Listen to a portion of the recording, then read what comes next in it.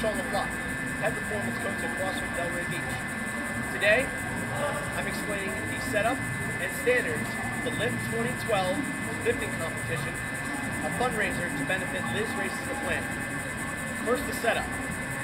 Each station will be a 10 by 10 foot station that includes between 400 and 650 pounds worth of weights. They range from 100-pound plates to 45, 35, 25, 10, 5, and 2.5. Each lifter will also get a rack, a bar, and a set of clips. The lifting competition will begin with each lifter getting 12 minutes to perform 3 lifts in the powerlifting portion of the lifting session.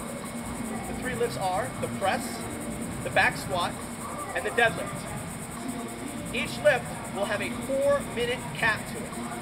We'll first start explaining the press. The press will begin with the bar on the rack. When the siren goes off, the lifter will then begin to put plates on their bar and then secure them with the clips.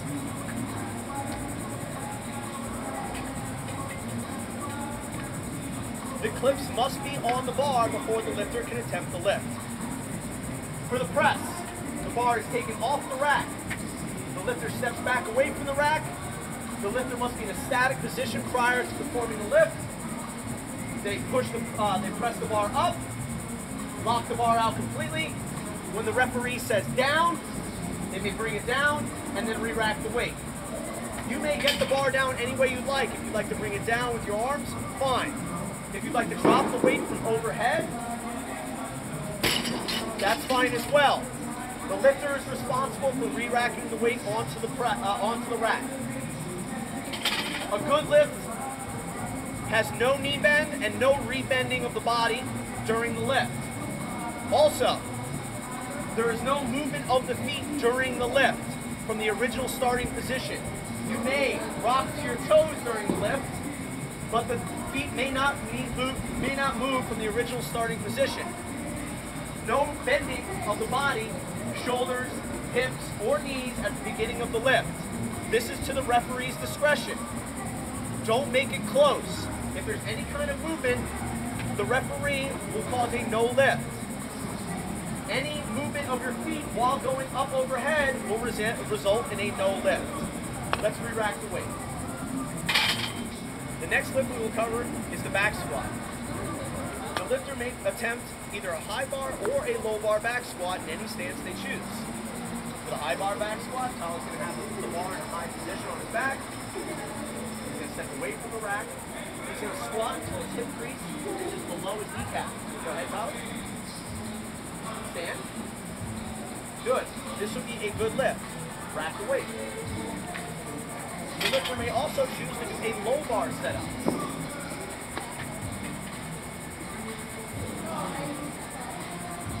This is up to the lifter's discretion, but either way, the hip crease must reach below the knee. Up. Good lift. Okay. An example of a no lift would be the lifter not getting proper depth, not getting that hip crease below the kneecap. Stand. This would be a no lift. Now, the lifter may bounce out of the bottom if they like. Go ahead and go all the way down and bounce. Good. That's a good lift. The lifter may go to the just below parallel and then come up. Good lift. Okay? Again, this is up to the judge's discretion of how deep the lifter is. Make sure you get proper depth. The third and final lift of the powerlifting section is the deadlift. There will only be conventional deadlifting allowed in this section. No sumo deadlift with a wide stance and a grip inside the legs will count. For the conventional deadlift, you may have an alternating grip or a double overlap grip or a pronated grip. All those will be allowed. The lifter will set up to the bar and complete a deadlift. At the top, the shoulder, hip, and knee must be fully locked out. You do not have to overextend at the top. When the lift is done, you may drop the bar to the ground from the top, or you're allowed to bring it down to the ground under your own control. 2 ways that you will result in a no lift will be: 1, re-gripping of the bar on the thighs.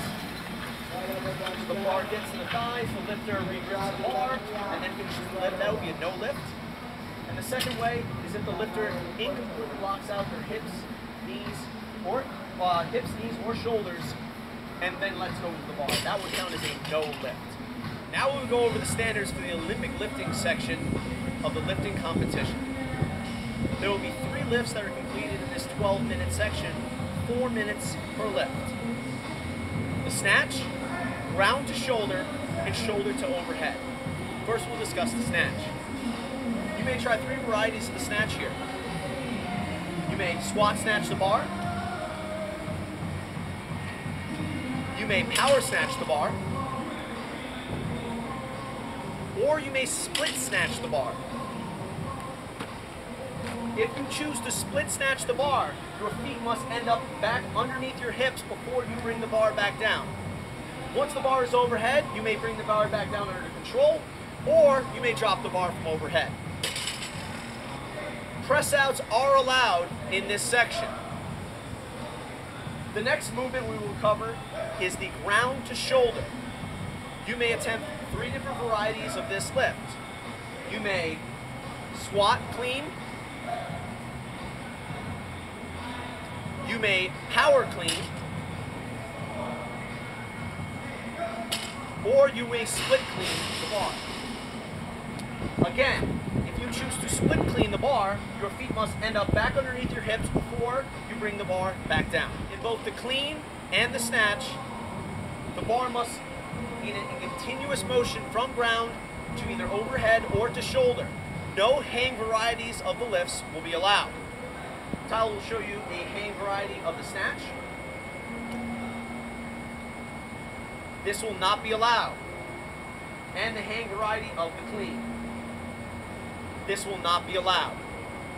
Now we'll discuss the shoulder to overhead. The barbell will start on the rack. The lifter will unrack the bar, and they may perform a press, a push press, a push jerk, or a split jerk. When performing a push jerk or a split jerk, the lifter must control the bar overhead with the feet underneath the hips and the hips, knees, and shoulders locked out at the top. The barbell must be under control at the top of the lift. If the lifter is moving at the top of the lift laterally, they must stabilize the bar before the referee will tell them to bring the bar back down.